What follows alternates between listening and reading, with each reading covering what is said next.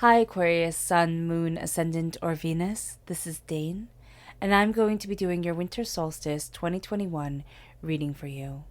Now I ask if this reading resonates with you, don't forget to like, comment, and subscribe. If you're interested in any of the cards that I'm using, they will be listed and linked in the description box below. Now before we begin this reading, let us clear the energy space, raising our own energy vibration, and releasing any negativity. So take a nice deep breath in, exhaling whenever it feels comfortable for you.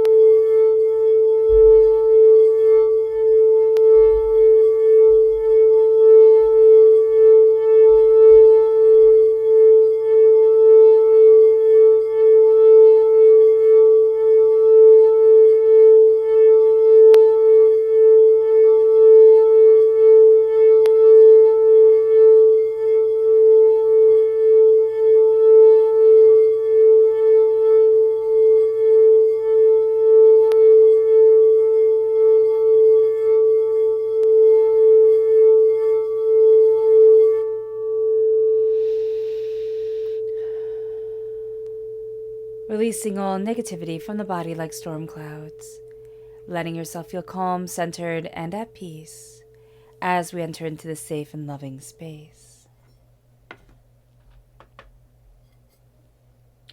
Let's see what the tarot has to say. How will Aquarius be affected by the 2021 winter solstice? Angels and spirit guides, show me clearly. Guide this reading and show me clearly.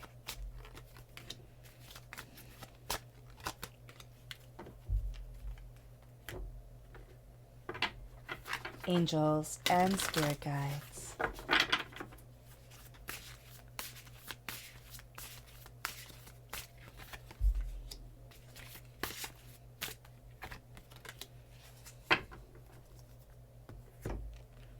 Angels and spirit guides.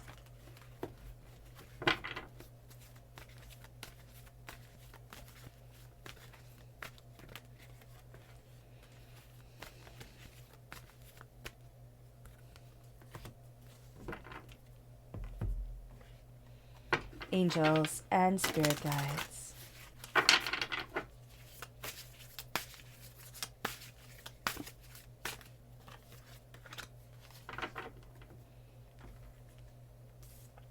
At the bottom is our rooted self. The left-hand side is our inner self. The middle, our heart, our emotional self. The right-hand side, the public arena, the public self. So let's see what the cards have to say. We have the Lovers here at our root, which is Gemini energy. And we have the Empress, which is absolutely beautiful. We have Judgment in our inner self. And we have the Eight of Cups. Then in our emotional self, we have the Nine of Pentacles, the Page of Wands, which is fire sign energy, so that's us coming through as a student. We have the Horned One, which is Capricorn energy coming through. If we have Capricorn within our natal chart, this is going to come through very powerfully here in our heart. Then we have the Six of Wands, which this is actually really good, especially for this winter solstice. We have the King of Cups, water sign energy, Pisces, Scorpio, Cancer, and we have the Magician. As above, so below. As we believe it, so it becomes. Let's see what let's see the energy we need to be mindful of. Angels and spirit guides, show me clearly. We have the Queen of Wands. The Queen of Wands, again, fire sign energy, Aries, Leo, Sagittarius. We are being told to be mindful not to get in our own way during this winter solstice, not to overthink and overanalyze. That's going to be really important for us because we have the energy here of freedom and authority really kind of combating with each other, and also being deep kind of thoughts that we meditate on, that we try to come to the understanding of the balance of during this time. The Queen of Wands is going to very much be only one direction. I very much feel that this is like, it's only one way. So just be mindful of it. It's not only one way forward. And yet we're going to kind of find ourselves backed in a corner that we don't need to be backed into. Let's see what our chakra energy is.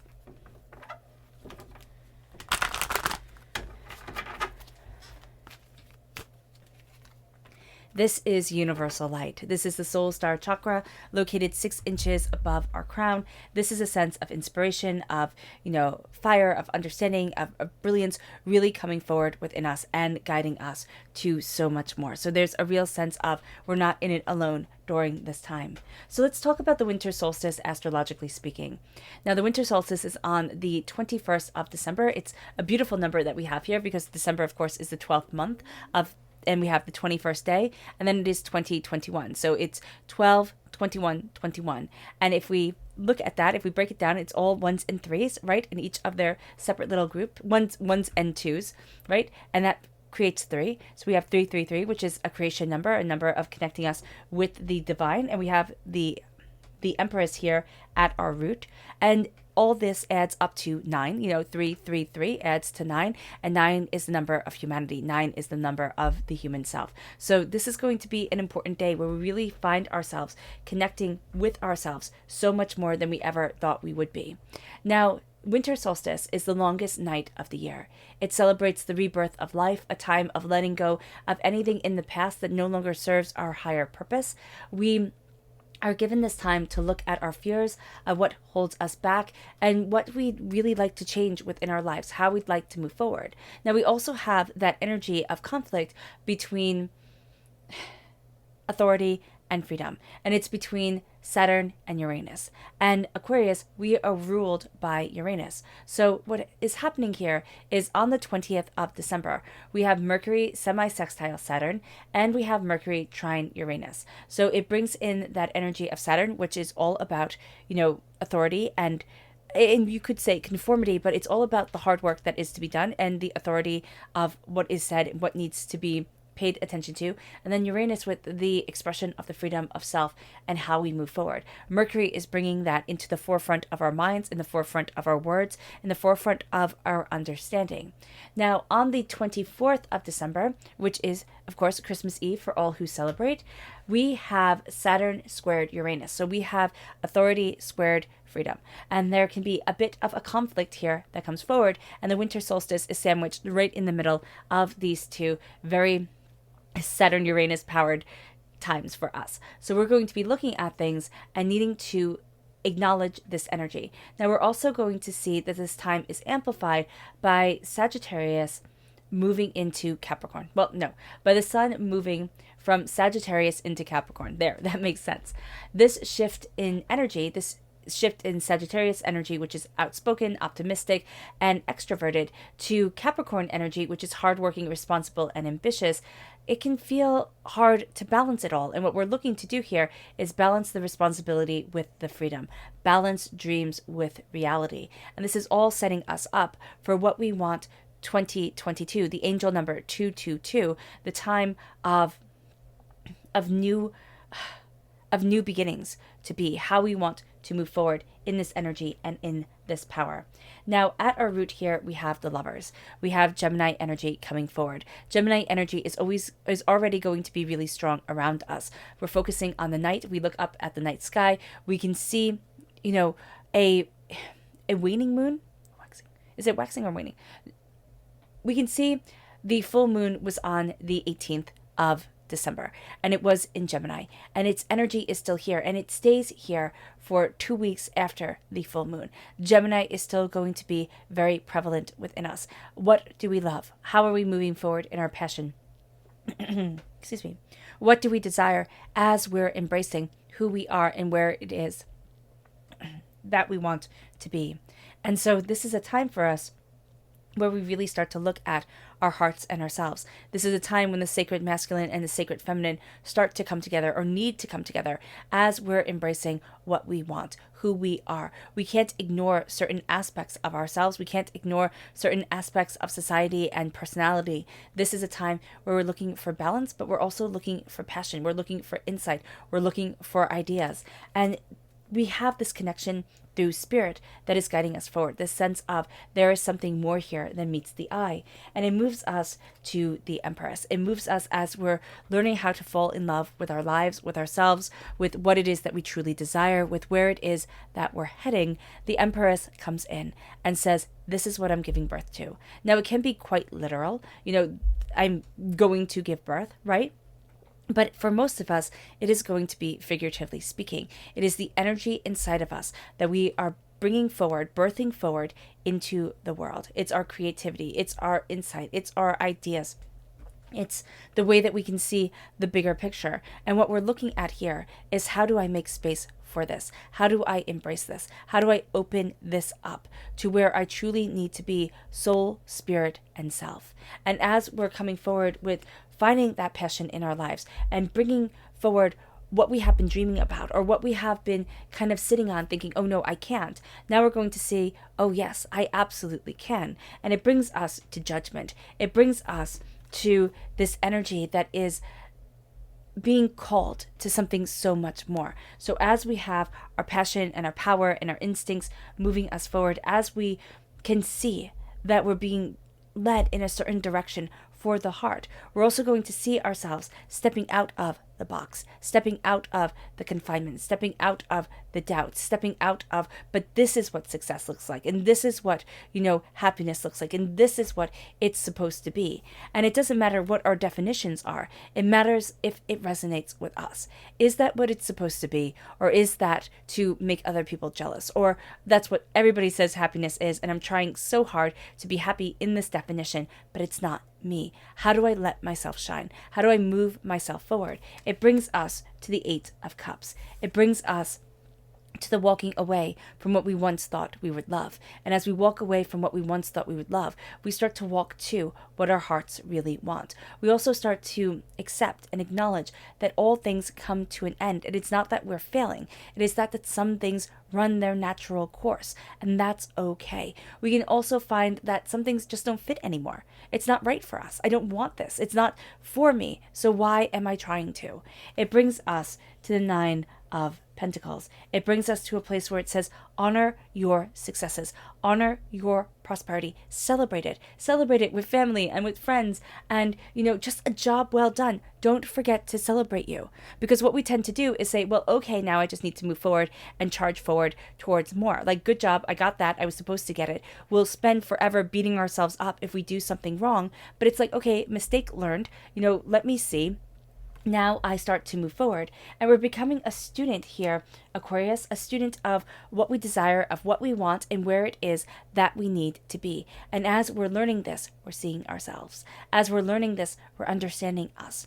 We're not going to find that it has to be a certain way. This winter solstice for us brings so much, it brings wiggle room. It really does. It brings so much more to the table than what we thought it could be, or what we thought we could be. And we're going to find that we're getting messages of inspiration.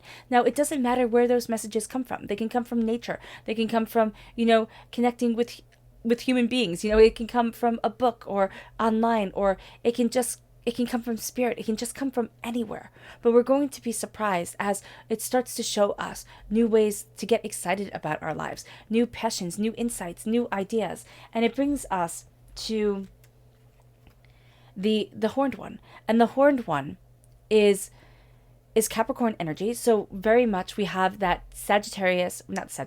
we have that Saturn, there we go, Saturn Capricorn energy being very strong within our hearts. We're going to be looking at our responsibilities. We're going to say, but this is how it needs to be. This is how it always was. And as we're rising out of the box, as we're embracing our passion, as we're birthing forward our creativity, we can start to stifle ourselves by conformity. All right, or by saying, these are the blueprints, this is what it's supposed to be.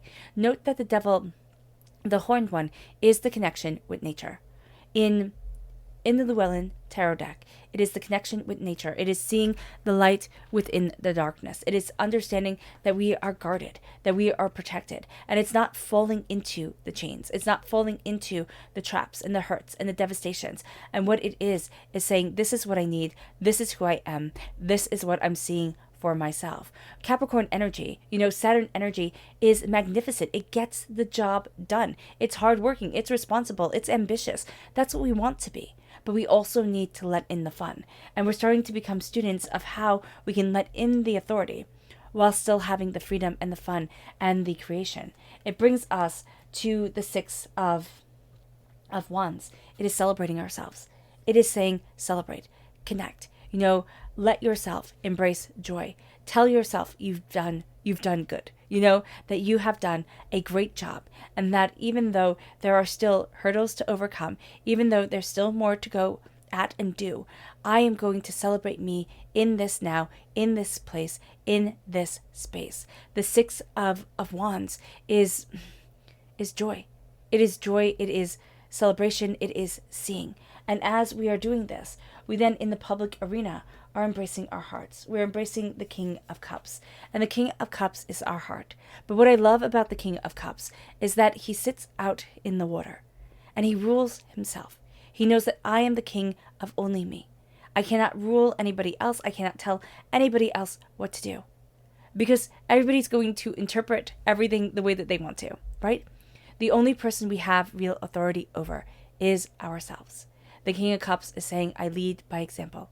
I embrace who I am. I embrace what I want. I embrace my passion and power forward. And it brings us to the Magician. As above, so below. As you believe it, so it becomes. We stand on the stage and we are spectacular. We're calling forward our elemental powers. We're calling forward the grace and the beauty and the brilliance that is us. And this transforms us. We're going to see ourselves more honestly, more openly. We're going to be very open and honest with what we want, with what we've dreamt of, with the dreams maybe not matching the reality, which is so often the case. And then we're also going to see how our frame of mind, how our mental healing and space is or isn't to be able to move us forward to the place that we want to be.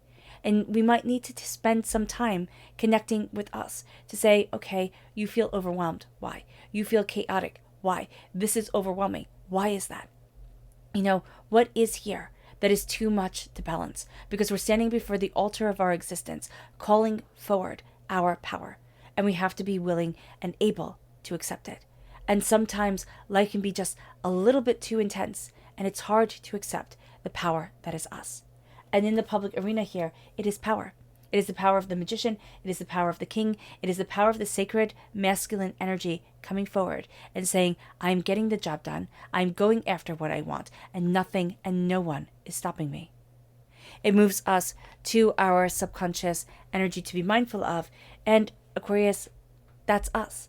We're represented by the star in the minor arcana. We're represented by the swords. We're represented by the star in the major arcana. We're represented by the swords in the minor arcana.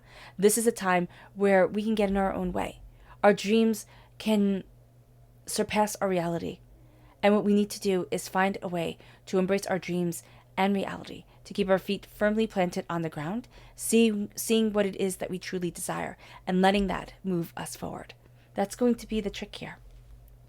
And also not being afraid of our dreams. There's going to be a part of us. There's going to be a group of us that's just like, I'm going after my dream. This is what I want. Nothing's going to hold me back. We're not really going to plan it through. And then there's going to be the other extreme of us that says, this is my dream. This is what I really want. This is so sacred to me that I cannot let it come to the light of day because it's not ready yet. Because it just has to be perfect. And until it's perfect, it stays with me because it can never be corrupted by the world. Be mindful of this, because it will take away the passion and it will take away the creativity that we're birthing forward. It moves us to our chakra energy, which is self-mastery. This is the solar plexus chakra. This is the connection with our inner selves, with what we desire, with what we want, with what we need. We're falling in alignment with us. We're seeing us. We're embracing what we want from life, who we are, and where we're headed. It moves us to our subconscious rooted self, which is the strength card, Leo energy. And here with the strength card, there we go. This is a strength of the heart. This is a strength not of bodybuilding, but this is the strength of I still love, I still trust, even though I've been given so many reasons not to. I'm still embracing what I want from my life, moving forward to my power. And it doesn't have to be that other people understand our power. It just has to be that we are claiming it. We are owning us. And that's tremendous. It moves us to our subconscious inner self. And that is the Hierophant. This is Taurus energy. This is the energy. The Hierophant in the Rider-Waite-Smith deck is the Pope. And the Pope in medieval times ruled emperors, kings, queens. He was the main person, right? That was it. And so here we have that power coming in, and it's saying, be true to you. Be true to the traditions, to the power, to the insight, to the capability that is you. And do not let others veer you off course. It moves us to our subconscious emotional self, and it is the Nine of Cups. It's the Minor Arcana wish card. It's us in the Minor Arcana. And it's telling us to embrace our wishes, our desires, our hopes, and our dreams. It's telling us that others see our blessings so much more easily than we do ourselves. Stop that. See your blessings, claim your power. It moves us to our subconscious public arena self. And that is the Page of Swords. That is us as a student of our minds, of our voice, of what we desire, of what we've been training for, of what we've been, moving towards our whole entire lives. We come through as a student. Our heart and our mind are coming together. Our heart is going to be the king, the ruler of it. Our mind, the student, the understander, the learner, the person who is pushing the boundaries. We will find that the swords are astoundingly powerful. That as we are a student of our voice and our mind, it is also that we are a student of the nobility of ourselves, the sovereignty over ourselves. The swords teach us lessons. The swords are the noble weapon. The weapon that was only used by nobility in the Middle Ages, because if you weren't a noble, you were killed if you used one. That was very simple logic there. What we have here is we have the only weapon within the tarot. What we have is ourselves becoming a student of that weapon, of our mind, our voice, and ourselves, as we are moving forward and as we are going after what we desire and who we truly are. All right, Aquarius. I hope this reading has resonated with you. I wish you nothing but light, love, peace, and happiness. May harmony always be with you. I'm sending loving, healing energy to each and every one of you. I love you all, and stay safe. Let's end this reading with a meditation, a clearing away of negative energy, a raising of our positive energy as we embrace the power and intensity of this winter solstice. So take a nice deep breath in, exhaling whenever it feels comfortable for you.